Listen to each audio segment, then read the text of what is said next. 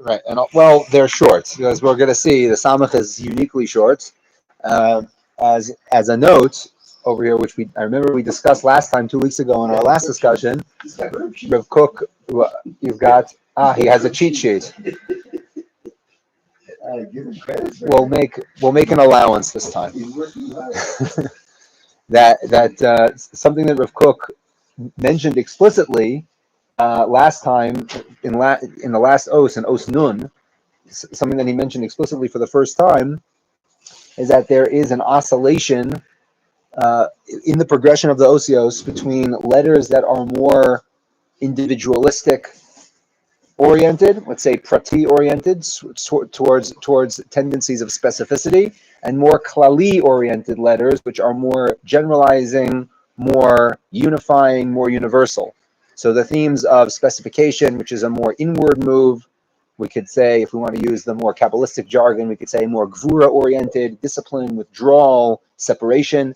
And there are letters that are more globalistic, more connecting, more communing oriented. And I think, and this is a theory, maybe in our next Chazar we can examine this theory, but it seems to be that in Rav Kook's construct of the progression of the letters, it might be a back and forth, meaning it might be that every letter is just back and forth. And I was just ruminating over this now as I was preparing for this year. It seems to be a pattern that holds, that every letter kind of goes back and forth. Now, not in every letter, as Rav Kook said this explicitly. Now we're going into a klali letter. Next letter, we're going into a more pratim letter. He hasn't said that explicitly, but I think just in the patterns that we've been observing until now, that seems to be, and it's certainly like this in the last in the last couple of letters. Nun, last time, if you remember, was a very klali letter. Nun was the theme of flow, of movement. It was a very water oriented. Rav Kook took the approach of explaining the letter Nun in its literal interpretation to mean fish. So it's that you have the Nun swimming through the waters of being, and it's the small little points of light of life, so to speak, that emerge from the vast water of the collective unification. Nun is the word for fish in Aramaic. In Aramaic, correct. So that's Aramaic, Hebrew. So we've discussed the tension between Lashon HaKodesh and Lashon Arami. That was actually one of the first topics that we talked about in Os Aleph, how the word Aleph means to teach in Aramaic, but it's also borrowed in Kisvei HaKodesh, Aleph Chachma, right? In Mishlei, you see that the word Aleph in its Aramaic usage is borrowed in Lashon HaKodesh. And he talks about how Targum is the experience of the thing in the superficial sense, whereas Lashon HaKodesh is the experience of the thing in a more pnimi, in a more essential sense. So there is that tension that exists, and he addresses that when he talks about how nun is the Aramaic word for fish. But be that as it may, the idea of the nun is this very klali, very unifying, connecting, generalized theme, whereas samech the pendulum swings the opposite direction, as we were coming to see in a moment, to a very, very, I wouldn't say constricted, but a very withdrawn. You can perhaps say it's the ultimate withdrawal that we've seen until this point. And we're going to see with ayin that it goes back in the other direction. That ayin is a very outward-facing, very connecting, mechaber, unification, communing type of energy. Would you say that's a natural process in the development of states of consciousness? You make certain progress. You sort of take that out into the world. Yes, I think we've been. I think kind of feedback and right. Right. Developing that way right. So it was I think also in our last shir that we had 2 weeks ago that we discussed the Rabbi Bar Chana stories that are brought in the 6th parak of Baba Masra. That all the stories of Rabbi Bar Chana, all these psychosomatic trips that he has in his mind, that he goes out and has these explorations, they all follow the pattern, as we saw in the Maharal and Sefer HaNetzach, when he talks about what these stories are. They all follow the pattern that he goes on a journey and then comes back and discusses his experiences with the Rabbanim, with the masters. Again, these are not actual people; they're the masters. They're the experience of the general consciousness that exists within his own mind. And he has this conversation. He goes through the debriefing, so to speak, the integration of all these experiences. So that literally is the process. He goes out on a journey, has these experiences, comes back, and integrates them. It's the pattern of basically every one of those stories there. So yes, that seems to be one of the defining characteristics of this entire journey. That in addition to whatever specific lesson or musar or wisdom is being delivered in the given letter, there's also this pattern that's flowing throughout of the oscillating back and forth between agency and communion, connecting and withdrawing, etc., etc. So without further ado, hopefully it will let me, is it still, you see, I can't look at that's the disadvantage. I can't look at the phone while I'm doing this. Okay, fine. So we'll quote it Galpeh. The makor that I wanted to open up with was the Maharal in Ner Mitzvah. I'm just going to see quickly if there's a Ner Mitzvah behind you. No, we'll just quote it Galpeh. Here we go. Okay, look at that. Baruch Hashem, we have it. We can use a regular book. Like regular old-fashioned people, we're doing everything old-fashioned this time. So the Maharal. Okay, so we're just going to read it straight from the book. So the Maharal in Ner Mitzvah at the very end, he quotes the Gemara in Shabbat that says, "Kol hamakadesh es hayom zocha lemalos gar beyayin." Anyone who invests in the mitzvah of Kiddush Hayom will merit to fill many vats of and barrels with high quality wine. That's what the Gemara says. Anyone who invests in the mitzvah of Kiddush Hayom, that will be his reward, that he will merit to fill many vats of wine. So says the Maharal, what is this referring to? So Kiddush Hayom is obviously a mitzvah that we do with wine, and so therefore the person invests in a mitzvah that has to do with wine, so he'll merit to have wine. So says the Maharal, this is touching on a very pnimi idea. This is a very deep idea in terms of the symbolism of wine. Says the Maharal, we see in the Gemara in Brachos that that wine is used as a it's not just a placeholder. It is right. It is a very powerful description of the internal experience that cannot be accessed in a superficial manner. Right? Yayin hamishumar. It's the wine, as the Gemara in Brachos says. It is the wine that is stored la'atid lavo. It's like the potential for wine exists inside the grape. Right? It's contained inside the grape, and not only is it physically contained inside the grape, but dormant within the juice of the fruit is the potentiality for wine to come about. So it's this very hidden, dormant phenomenon. So that's the same idea as olam, as a relationship. Excuse me.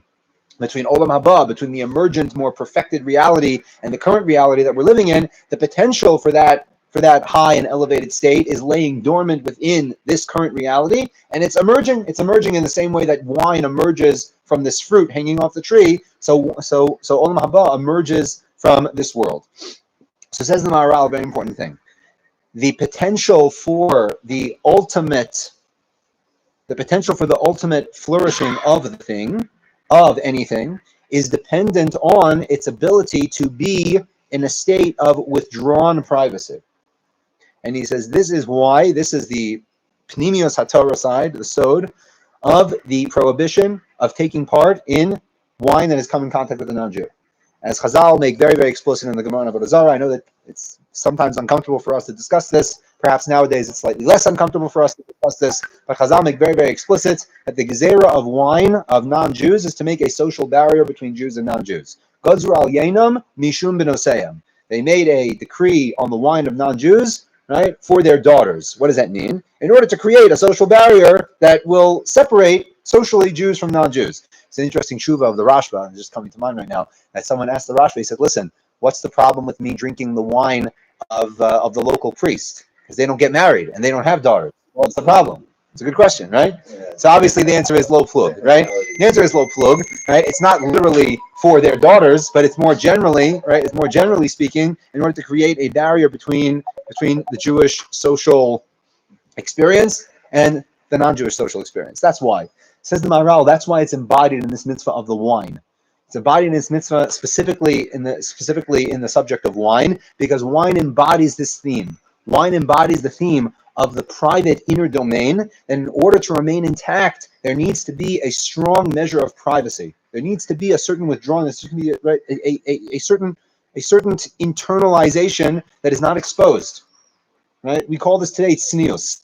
Tznius has been, as we all know, it's become a cliche by this point. Right? Tznius has become, right? It's ironic that tznius, which is meant to highlight the internalizing right, and deepest recesses of experience. That is literally the point of this midah, right? It's become probably the most superficial practice, right? We say, right, it's dealing in this area. Now, obviously, the superficial and external expressions of a thing are very important, but that's the whole point. Hagufa, the external expressions of the thing are meant to highlight something internal. And this is exactly what Sneus is coming to say. In order to guard the internal essential experience, we must not expose it in a superficial manner. In order to guard the essential experience, we must not flaunt things in an external manner. Right? Hatsnei leches im Hashem Elokecha, as the Navi says. In order to remain snuyim with Hashem, you could say, well, Hashem sees everything. What do you mean snuyos with Hashem? He already sees everything. No, in order to conduct oneself with this trait of not flaunting, of not being too overly expressive, of having a measure of privacy. Privacy allows the essential experience to remain intact. Once we go out into the external, into the external, we're on the edge of the wheel, so to speak, and we're unable to commune with the internal experience. We say in davening, when in the final blessings of Shemona Esrei, which is the primary structure of Shemona Esrei that Chazal were mitaken, were the three blessings in the beginning and the three blessings at the end. There's no expression of that tefillah without those three blessings. You have the three blessings in the beginning, three blessings in the end. Depending on the day, so the middle blessings can be altered slightly. But the three in the beginning, three in the end, they're the essential structure. So at the very, very end, we have the blessing, the first blessing of the last set is Birkas Ha'avoda, the blessing on the worship. Worship, not worship in general, but worship in the temple specifically. There are slightly different versions of this blessing depending on the nuschos, but every single nusach has, to the best of my knowledge, has this expression, V'hashevas ha'avoda l'dvir beisecha, to bring back the avoda to the dvir. What is the dvir? Dvir means something very specific. What is the dvir? Curtain between. Huh? Well, before in the Mishkan there was a curtain, two curtains between the Azara and the Kodesh Kadosh. So I don't think it's referring to the curtain that's separating. I think it is the Kodesh HaKadoshim. The Devir is a I don't think it's a euphemism. It's just it's one of the words to describe the Kodesh HaKadoshim. That's what it's used to describe. When Shlomo HaMelech builds the temple, I believe this is in Perek Zion of Sefer Malachim, it describes the Kodesh HaKadoshim with this word, Devir. Now what's very interesting is, when you think of the Avodah in the Beis HaMikdash, you're not necessarily thinking of the Kodesh HaKadoshim. The vast majority of the Avodah, almost all of the Avodah, does not take place in the Devir. It takes place in the Azara. It takes place in the courtyard with the Mizbeach, maybe in the Kodesh, maybe in the Holies with the menorah and the incense altar and the showbread and all that. That's what you're thinking when you think of the Avodah in the temple, of the service in the temple. The Devir is one time, one man, once a year. That's what it is. Because that's the purpose. Because that's the pinnacle, right? The pinnacle of the avoda of all year, right, is the Kohen HaGadol Me'echav entering the Holy of Holies and doing this one act of offering one simple carbon. It's not even an animal offering, right? It's just incense. Walking can be in the Ohel Moed. It's interesting. Chazal say, "B'chol adam lo yeh b'Ohel Moed." No man will be in the Kodesh HaKadoshim. But what about the Kohen Gadol? He's a man. So says Chazal, no, he's not a man. At that moment, he's not a man. He transcends his status as a human being. He's he's a pure messenger of the Jewish people at that point. He's not a man. So when we're asking for the return of the Avodah to the Beis HaMikdash, obviously it goes without saying, it includes all of the full spectrum of Avodah that's done in the temple during the course of the year, during the course of all the holidays, etc. However, as River Kent just pointed out, the pinnacle of all the Avodah is in the Devir, is in the Kodesh HaKadoshim. No one sees it. No one experiences Avodah. This is not allowed Simchas Beis HaShoeva with the music and the fire and thing. It's not that. It's literally the most private thing that could possibly be. No one sees it. And that's what we're asking for. The pinnacle of our Avodah is Dvir Beisecha, the Avodah in Dvir Beisecha, in the recesses of the Kodesh HaKadoshim. So with that in mind, I think the introduction is going to be longer than the actual content. As we see, Samach is quite short. The process of teaching is the opposite. In other words, taking a private class with someone develops and then you're bringing it out in public and yeah, I think this is the point that Rav Kook highlighted again, going back to Os Aleph, that any outward expression is already going to be a tishtush. It's all going to be perhaps perversion is a little bit too much of a strong word, but it's certainly going to be, it's going to have a measure of of lack of authenticity. But there's Trying, also a development of a point when you take it out and it has to be good enough for people and withstand criticism and pushback. Doesn't it also develop into something which that's you interesting. wouldn't So even that, have happened if you kept it yourself?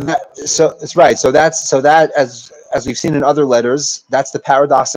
That's the paradox of speech. That on the one hand, the internal subjective experience that you have, you can never fully express outwardly because it's your personal experience. It's not possible to express it 100% with authenticity. However, by expressing it, by going through the process of expression, you also, right, you sharpen yourself. We brought this midrash in a different letter. I forget which one. The midrash in Bereshis Rabbah that quotes the pasuk from Sefer Mishlei, "Barzel b'barzel," just like steel on steel. Kain ish pnei re'eu. So too, the face of one man to his fellow. Meaning, the same way that steel sharpens steel, so too, when you face off in conversation or debate with your friend, you each sharpen each other. You can say, "Oh, well, I'll just skip the whole process to begin with because any attempt to express myself is not authentic from the get-go." But no, that's the paradox. It's true that there is a lack of authenticity that you have to deal with when you try to express yourself, but at the same time, the externalization is also an essential stage, so to speak, in order to sharpen and even develop your own thoughts. I think we've talked about this the many times in the past. We pointed out that in Lashon HaKodesh, there's a word that means both speaking and thinking. Hegeh, hey gimel hey in Lashon HaKodesh means to both speak and think. Right? Yiratzon imrei fi the hegyon libi, the thoughts of my heart.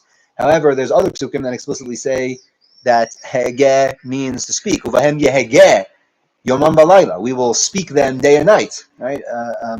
Pi tzadik yehegeh chochma, that the lips of the righteous will speak out wisdom. So hegeh means to think and to speak.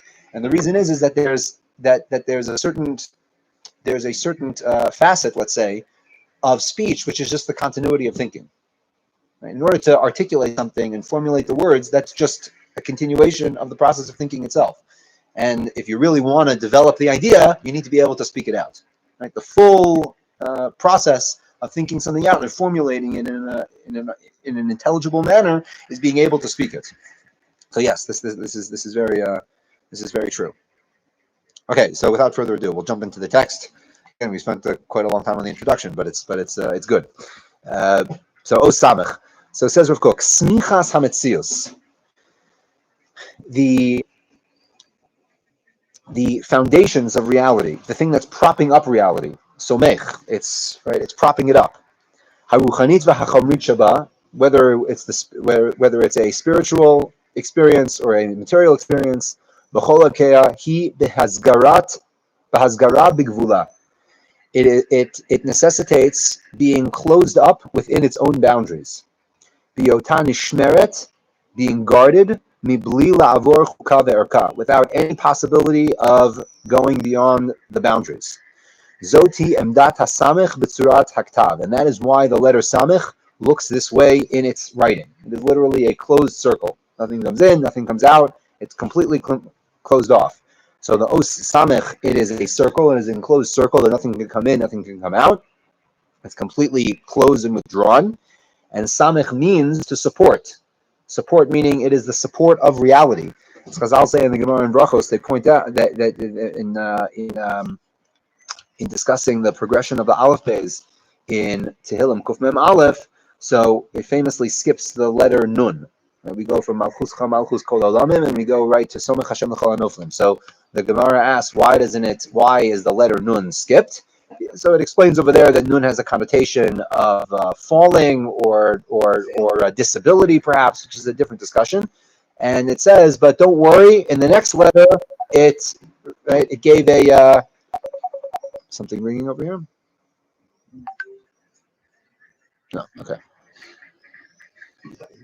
In the following letter in Os Samech, so it recalls the letter Nun. Right, Somech Hashem, God gives support. The Chol Hanoflim. Nofel is recalling that Nefilah aspect, that fracture aspect that is associated with the letter Nun. Somech.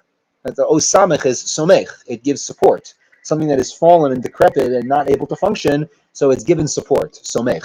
So the letter samech is somech, it gives support. And how does it give support? With this aspect of being able to be withdrawn and completely guarded from anything coming in. So it says Rav Kook, Ha'agbala ha'chazaka, this phenomenon or this attribute of being able to be completely walled in a strong fashion, ha'chazaka, ha'makefet saviv, which makes a fence surrounding, mibli teit makom latzeit, mitchumei ha'aktzava ha'metziutit, that doesn't allow anything to go beyond its proper borders, v'ra'ayon v'ratzon, in thought and in will, meaning in the ideals or in the realm of ideals or values. Lo lemal velo letachat, without going above or not going down below, meaning not transcending too high, being too aloof, and not going too low to be too crass and too ensconced within the realm of physicality. Lo liamin velo small, and not to deviate left or right. So this attribute of being completely cut off and being completely withdrawn, eina ba'atzma erech l'chaim v'lemitziut. It is not inherently a value of life. It's not inherently a value of life. Hagbalahi tamid shlila va'eder, because cutting oneself off, this creating of intense boundaries, is always a shlila. It is a negative trait. It is a withdrawing trait. Va'heder, and removal is negation rather. It is only a prerequisite, so to speak. It is a necessary prerequisite in order so that all of the specificities of life can exist.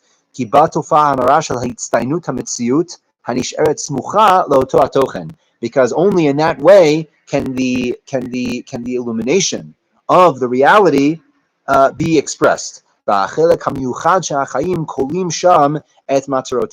And all of the unique goals of every aspect of life can achieve their goals. So we see that this attribute, Kook is being very explicit, this attribute of being withdrawn and being closed off, it's not the purpose of life. The purpose of life is not this withdrawing element. It's only a necessity, it's only a prerequisite. In order to be able to commune with the rest of reality, a person needs to have this attribute of being completely closed off. The Rambam, in many places in Chelek Gimel of Moreh Nevuchim, he begins to discuss this idea very, very powerfully. He uses very, very extreme language. He says, "Hachasid tamid yikaches zmano liparei mikol bnei adam." That anyone who's really serious about the service of God will take every opportunity that he has to be alone. Now, one can read in a little bit, God forbid, to psychologize the Rambam, but as we know, the Rambam lived quite the busy life. He had a very, very busy schedule, which he writes himself. He says, I wake up in the morning, I go to treat the whole royal court, I have to deal the whole day with all the communal affairs, because he was the Nagid, he was the official community leader of all of Egypt. I have to deal with all the communal affairs, and then at night, I come back and I write my Mishnah Torah a little bit, and then I collapse in my bed without any strength. It's like he's really going.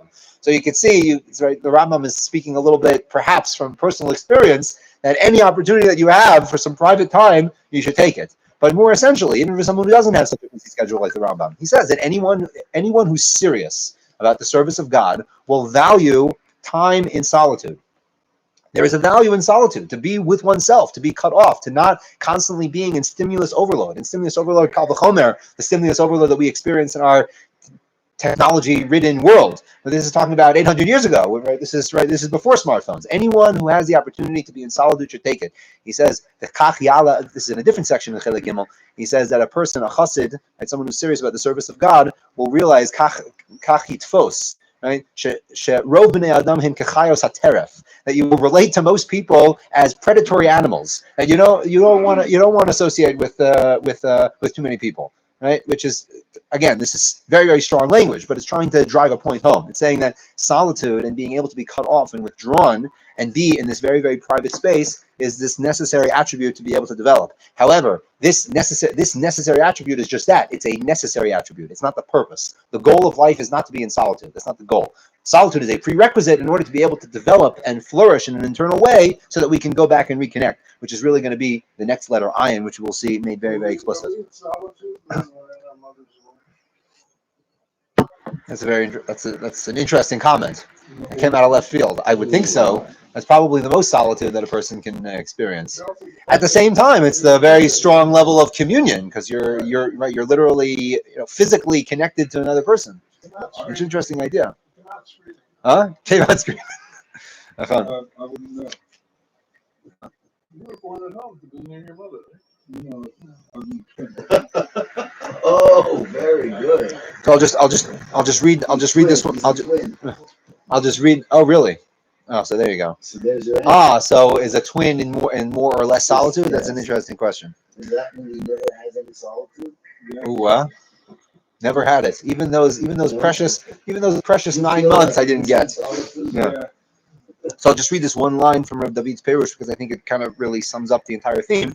So this is in the last. Hi. May I put them here for the time being, not to be stolen away?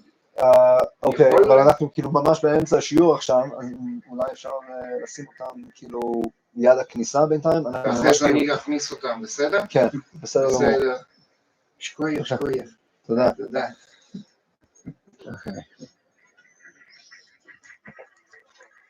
We're just doing our best. So says Rav David, "B'mabat rishon kechosem magbil machlish." This theme of being chosem, of being cut off and withdrawn, seems to be something that will weaken the person. Ki ha-magbil hu tamid sholel mibchinat shlila ve'aheder. Because someone who cuts themselves off it's a very withdrawing and retreating type of energy.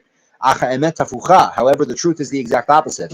Hagdara mechuvenet et atzma lemahut haget hanigdar ubezehu mavlital mechazeket et mauto. By being able to be withdrawn in a state of solitude, that actually is the thing that gives strength to the thing in order to reconnect mechazeket et mahuto, its essence. It's able to strengthen his essence by this act of withdrawal, and that is the musar, the wisdom that is being given over in the level samech. That the support, the somech, the support of all reality is the ability to be in a state of withdrawal, which is interesting. I thought of this a number of years ago when I was reading Eric Erickson, who was a Jewish psychologist who lived in the United States. About 70 years ago, he was hired by the American government to write a pamphlet about the stages of childhood development. It was a fascinating book, and he makes a comment over there that the reason why small children are afraid of the dark is because when the lights go out, it's like reality ends, because it's like their whole experience, their reality is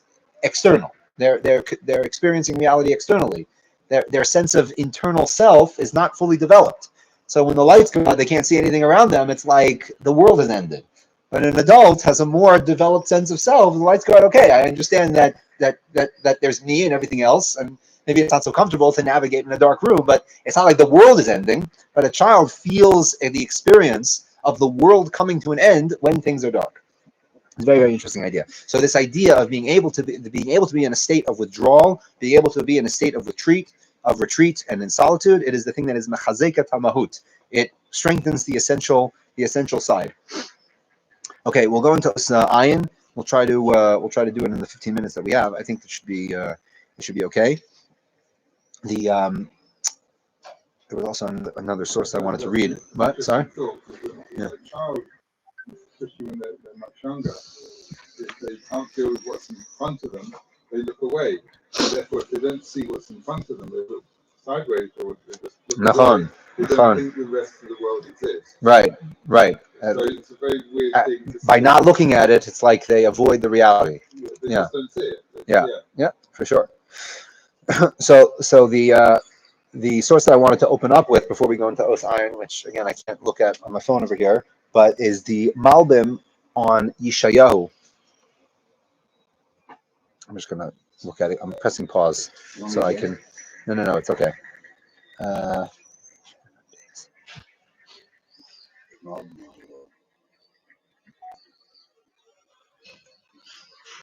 So the source I wanted to start off with is the Malbim on Yeshayahu Perek Nun Beis. A very, very famous verse from Yeshayahu Nun Beis, Kol Tzofayich Masnu Kol, talking about the final redemption, that the prophets will give forth their voice.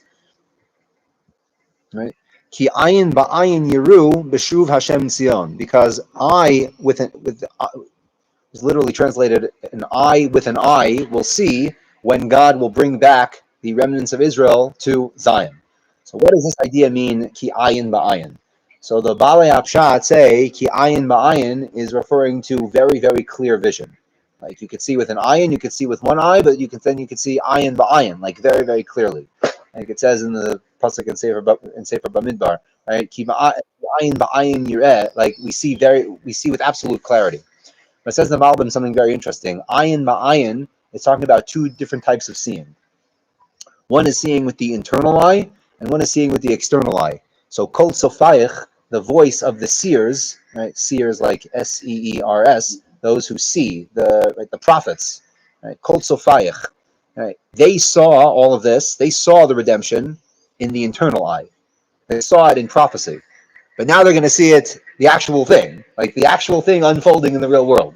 Ki ayin ba'ayin. They're going to see the prophecy, and they're going to see it unfolding in reality. Right? The ayin is either a riyah pnimit, as Rav Kook is going to call it, an internal seeing, and riyah chitzonit, an external seeing. And both of these seeings, both of these types of sight, they play off of each other in a very, very interesting way. And just to reiterate what we said before, this pattern of the otiot hapratiot, the more internal, specifying, withdrawing energy letters versus the more klali, generalizing, universal, communing letters, is very, very clear and apparent in the transition between samach and ayin.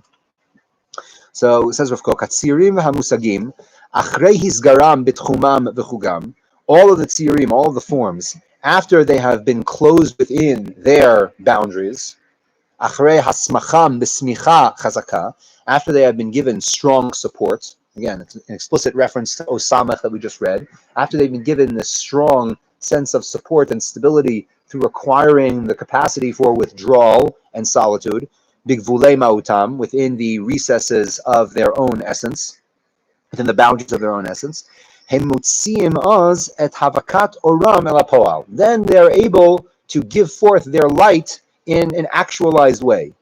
Az ha'ayin haroeh yotzei mimachbuah. The seeing eye can come out from its hiding place. The hariyah b'chol gvanea matchila lif'ol, and the sight in all of its spectrum of expression can begin to act at pu'ulata, its action. Shetef ha'chaim asher b'vav. If we notice, there's two forms, so to speak, that emerge from the letter vav. There's the base of the letter vav, which is kind of this diagonal type of line on the bottom. And then the two arms, let's say, that come up, one on the right side looks like a vav, and the one on the left looks like a zayin. And we've discussed this many times, that this is another example, by the way, of two letters that come one after the other, that one is outwardly moving and communing and connecting, and the other one is more withdrawn and more reserved and more guarding. Vav and zayin are a very, very good example. Vav literally means to connect. That's what it means. The word vav means to connect. Right? Whereas Zion, we talked about how Zion has the connotation of war and aggression and being able to defend when the Kochos Hara come to destroy life, when the evil forces come to negate life. So it's the ability to stand up and guard from those forces. So on the one hand, says Rav Kook, on the one hand, Shetaf HaChaim Asher B'Havav, the flow of connective life which is expressed in the Vav, Oz HaHagana V'Koach HaKrav Asher B'Zion, which is paralleling the strength and the ability to defend in a context of battle, the koach hakrav asher b'zayin, that is expressed in the letter zayin. They do not connect in an idealistic or theoretical way, meaning up above. They're not connected on top. They connect practically in how they're played out in the actual world, meaning a person has both of these attributes, the vav and the zayin, acted out in the world. The connective, communing energy of being able to connect with all things around oneself, and also the strong Zion energy of being able to fend off anything that threatens you. The negating force, which causes all of the hashpaot to be zoreh. It's a shame that we don't have our thesaurus over here, right? Zoreh is to be dispersed. Thank you. To be dispersed. At kol ha'ofaot hamitashtot, at habirur hamefurat, that the dispersal causes a lack of clarity in the experience of all the specific expressions of life. There's a lack of clarity, meaning the things get blurred. There's all these specific details. It's like the numbers that you see on the eye doctor as the thing moves further and further away. So the numbers start to blend with each other. You can no longer see the distinct numbers. All the specific forms of life become blended in with each other because they become distorted.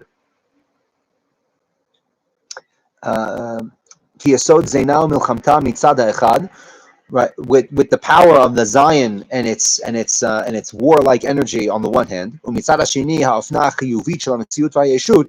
the other hand, the Vav, which is a more positive energy, positive, which is strengthening being and essence. And both of these find a base for their feet.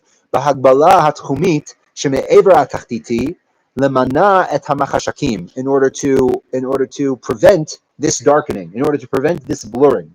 So what Rav Kook is saying is a very, very powerful idea. In order to fully experience and appreciate all of the specificities of life, again, this is talking from the perspective of the observer, meaning you, the observer, are looking around in the world, trying to experience and appreciate all of the full spectrum of life and the full spectrum of the world and all of its beauty. In order to be able to do that fully, you need both of these attributes. You need the attribute of the Vav, which is the yearning to commune and to connect, and at the same time, you need the Koach HaZayin, which is the Koach HaMilchama, the warlike, aggressive energy to be able to fend off. If you don't have both of these energies, you won't be able to appreciate the full richness and beauty of the world. It's a very, very powerful idea. The ayin, which is right, this outward visual energy of being able to take in all the details of the world. And as Rav Kook said before, the ayin is alluding to the most clear. There's a clarity in seeing. It's like we say, seeing is believing, a picture is worth 1,000 words. All these expressions, all these idioms are coming to highlight the fact that seeing is just more clear than all other senses, right? If you see something, you can see all the details of it. In one moment, you can see the whole picture in a tremendous amount of clarity. So that ability to experience the world in all of its clarity and all of its specificities is dependent on having these two attributes, of having the communing energy, the desire, the authentic desire to connect and to commune, and at the same time to have the powerful Zion-like energy to fend off with violence, if necessary, anything that comes to negate your own life force. This prevents the downfall. If someone does not have both of these attributes together, they will, this is strong language, they will descend into the depths of chaos, and destruction. Meaning, if the person does not have both of these attributes, there'll just be complete chaos. You won't be able to appreciate the full richness and beauty of the world. It'll just be chaos. It'll be like tehom, the chaos of hitpazrut, of lack of order, of spreading out, of dispersal. Heim hagormim et hofaot koach ha'ayin latzeit el ha'poal, and this is what demands the power of the eye to come out into action. V'hariyah klalit, the general vision. Et kol hi ro'eh, it sees all. El ro'i, i.e., the sight of God. Okay, so now he's bringing in a slightly different point. The sight of God is again, it's not a euphemism. It's much more, it's much more powerful than a euphemism. When we talk about the idea of the hashgacha, of the Creator, it is always described in Lashon HaKodesh and Kisvei HaKodesh as God seeing. Einei Hashem Elokecha ba. And it talks about God watching over the land of Israel. In Sefer Devarim, it says that the eye of God is on this place, from the beginning of the year to the end. God has his eye on this thing. So when it says that God has his eye on something, it means that God is watching over it and he's being able to orchestrate and keep control of the events. Hakol mutzag b'chol hadiyuk. Everything is displayed before the eye in all of its specificity. B'chol ha'emda v'ha'chataviyut. Lo tastig yad ha'kilyon l'chachedet hariyah b'ira kolelet. And the power of destruction will not allow anything to escape the vision. Meaning, there's no prat, there's no specific aspect of the creation which will be lost. Every specific thing can be experienced and put into a state of order and integrated.